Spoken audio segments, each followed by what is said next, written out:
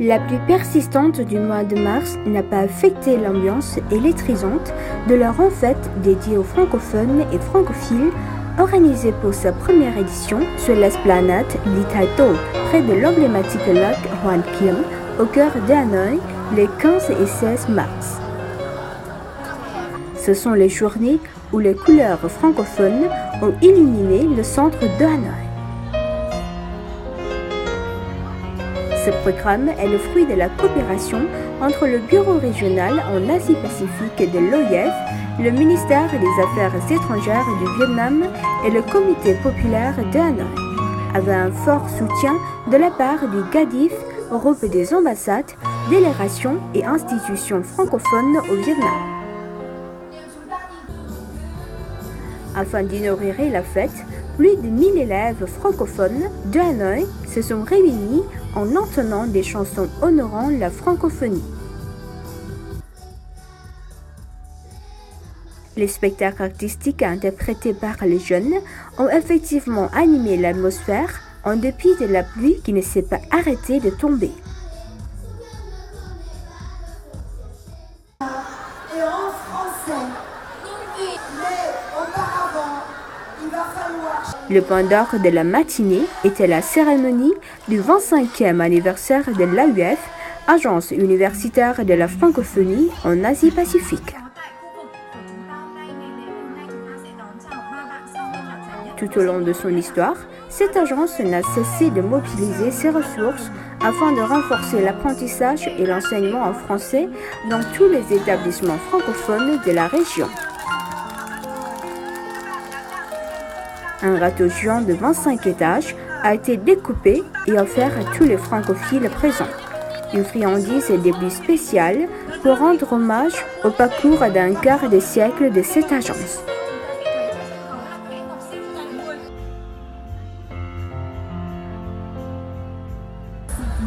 L'événement a vu la mise en place d'une soixantaine de kiosques soigneusement décorés qui ont accueilli des foules de jeunes et de moins jeunes, partageant tous la même passion pour la langue de Molière. Là, des visiteurs trépignant d'impatience filent sous la pluie afin de déguster les spécialités culinaires des pays francophones ou de participer à divers jeux interactifs. Cette initiative des organisateurs a offert aux participants l'opportunité de pouvoir découvrir le monde francophone dans toute sa diversité. Je suis étonnée parce que je suis arrivée vers 9h, il pleuvait déjà, mais déjà il y avait beaucoup de monde, les gens sont enthousiastes, il y a plein de jeunes, ça m'encourage beaucoup pour le français, pour la culture francophone dans le monde, pour l'intérêt des Vietnamiens, pour les cultures, la diversité francophone au monde. Le stand de l'ambassade de Suisse a su attirer les jeunes francophones qui ont même été happés par le puzzle et autres quiz concernant les endroits réputés du pays.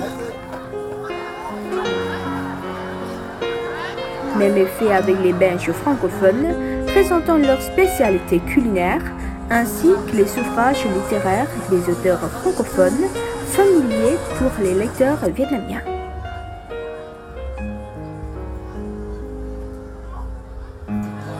Outre les ambassades, les établissements francophones ont également démontré leur créativité au travers d'activités intéressantes.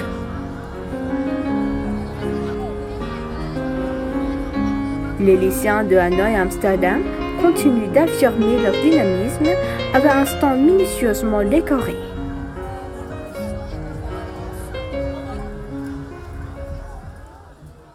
Notre école a divisé les deux classes de seconde et les deux classes de première en deux groupes. Et les classes de seconde vont préparer les petits objets fabriqués à la main pour les vendre dans le stand. Et les classes de première vont décorer le kiosque et va aussi s'occuper du concert à côté de la statue de Ly Thae-To. Les étudiants en ont profité pour transmettre des messages de sensibilisation aux problématiques liées à l'environnement à destination de tous.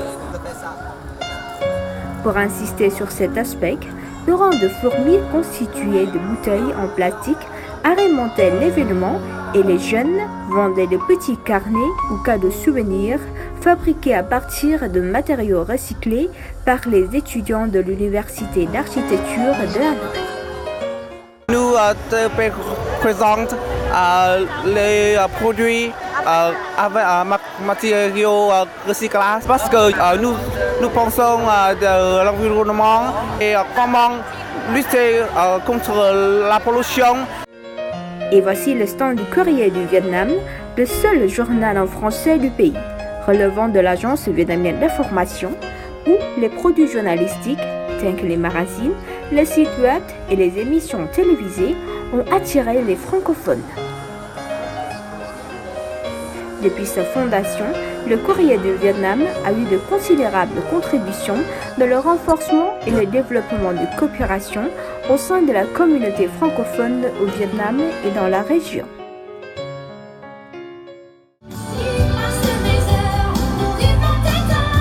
Une balade autour de cet espace, rempli de musique et du chant des jeunes francophones, a su offrir d'inoubliables souvenirs à tous les participants lors de cette première édition de la fête Couleurs francophone 2019.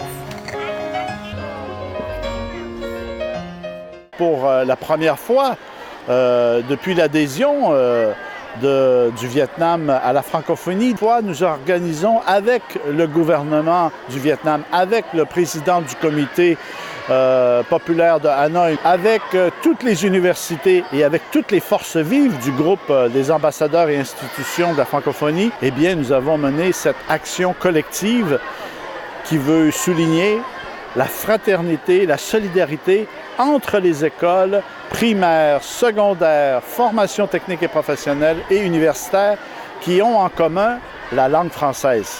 Et c'est une grande réussite. Et suite à cette belle réussite, les francophiles hanoïens pensent déjà aux éditions suivantes, espérant que cette célébration devienne une activité annuelle, un lieu de rencontre incontournable pour la communauté francophone au Vietnam.